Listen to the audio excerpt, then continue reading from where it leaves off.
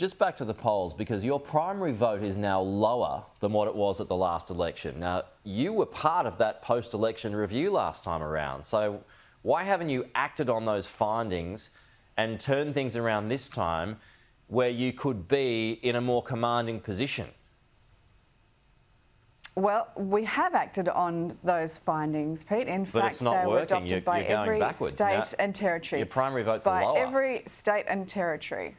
Well, there were suggestions in that review for organisational wings as well as for the campaign teams. But the most important thing that we can focus on right now is what Australians are telling us at this election. And what they're telling us is that 3 years ago, Anthony Albanese promised them $275 off their energy bills and didn't deliver. He promised that their mortgages would be cheaper and he didn't deliver.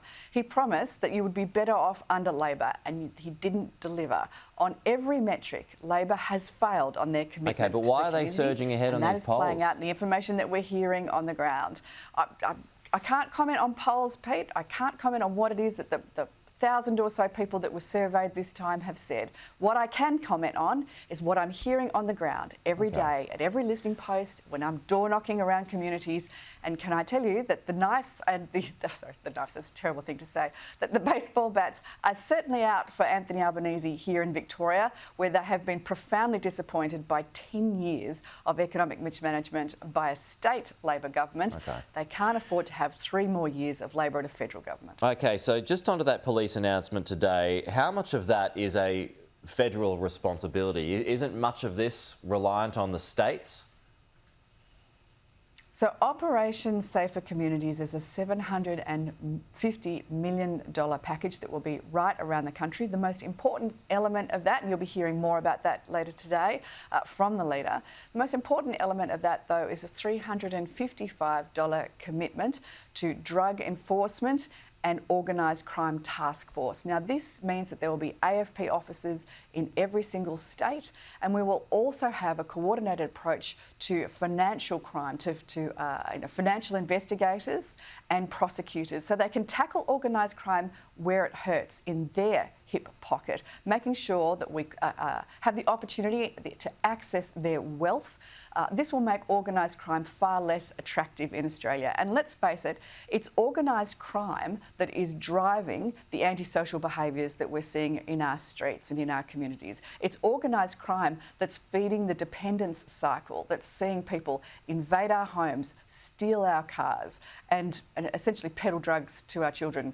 This is unacceptable. It has to be tackled at the source. That is very much a federal response. You know, when I've been knocking on doors, and I have been telling you that the cost of living is a #1 issue, every single time, though, crime keeps coming up over and over again.